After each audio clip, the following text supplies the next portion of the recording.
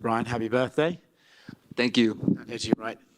Where? I got you.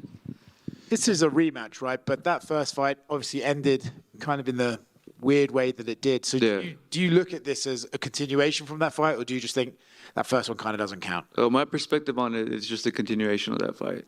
Yeah, but it depends. However, who you are, how you view the sport, the incident, the fight. It's either a rematch or a continuation. For me, it's a continuation. So let's say this is a continuation. There's just been a pause in the action until now. What can you take away from those first 4 minutes heading into this Saturday? It basically, we just started getting warmed up. You know, we're very dry. We're still trying to feel each other out. You know, got a hold of each other, hit each other a little bit, felt each other's strength. So it was still partially in that feel out session. So it's going to be just 2 rounds now, that feel out sessions, and then an extra added 4 after that. So it's going to be a good fight, man. Yeah, I mean, even you said it's a feel out, but you guys started trading blows pretty much from the off. I just rewatched it now. You guys went for the boxing, and then you got him against the Fed stuff. Where do you think this fight will take place? Are you happy with how that was going on the feet for you, or do you want to just kind of mix it? We go in there and we study film and we see things like that of that nature. So, I mean, without giving too much of what I want to do, right? I think it's going to be similar.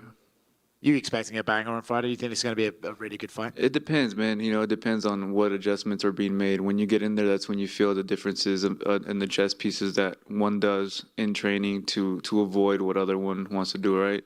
So based off that, we're going to feel them out, see what happens, and then adjust. Is there a sense of the kind of, are you extra content with getting this fight? Because I can't imagine you want to train for a guy, get in the cage, and then have it end in that fashion. So you happy that you're getting to run this one back? Yeah, it was interesting, man. Like you said, I was out for a while, and finally, when the doctors cleared me from everything, I was able to talk to my manager Tiki, and I said, "Hey, man, doctors cleared me. We're good to go." Talked to the team. I said, "How do I look?" Everyone said, "We're ready." And then we got into negotiations, and his name popped up. I said, well, there we go. Featherweight division's an interesting spot this day, right? More interesting. It just got shuffled last week, bro. What did you make of Alex's fight with Ilya and Ilya's win? Props to Ilya, right? He won. That was an impressive, very, very devastating KO he got. And for Volk, I'm trying to look at it just from both perspectives. Either Topuria's just game plan was really good, staying calm, moving back, throwing power punches. And then Volk, I don't know if it was, to me, it didn't seem like it was like the same Volk, right?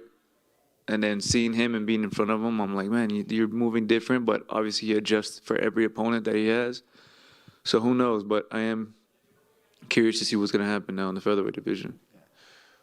What do you make of Ilya as the champion, right? Because even before the fight, he was like, I'm not going to fight any of these other contenders. I want new guys. So he's almost ruling out fights with yourself, Yair, before the fight even happened. Then he did go on to win. He sort of doubled down in the post-fight press conference. Do you think that's just him sort of almost teasing you guys from afar, or what do you make of that attitude? I'm not sure, man. My answer to always that is we'll see. We'll see. Do you think the winner of this Saturday should get the fight with Ilya, or do you think Alex has deserved that rematch after such a long reign? We'll see. Hey, Brian, right here. Right here. Hey, got you. Hey, what up, bro? I've seen the term rebirth on your Instagram consistently. I wanted to know if you could just give us the story behind that. I'm glad you asked. The rebirth. The rebirth is a nature process that the ego goes through. And it's something that felt very close to heart to me.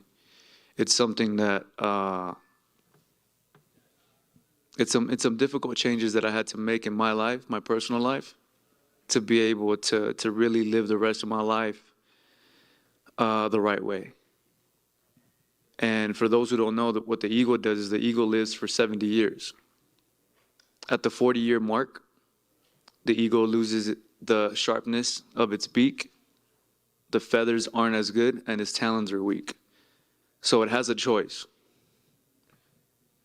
The choice is to die, keep doing what you're doing, living the way you are, or isolate yourself way up in the mountains, smash your beak against a rock till it breaks, wait till it grows back, then pluck your talons out, and then pluck your feathers out, and then stay in isolation until everything grows back. And then when that process is done, then the eagle can live the next 30 years of its life. And that process in nature is called the rebirth for the eagle. And that's something similar that I felt that I went through in my personal life, where I had to sit in isolation and face myself in a way that I never had before. And I had to just pluck away and just be alone for a long time. And now I'm here.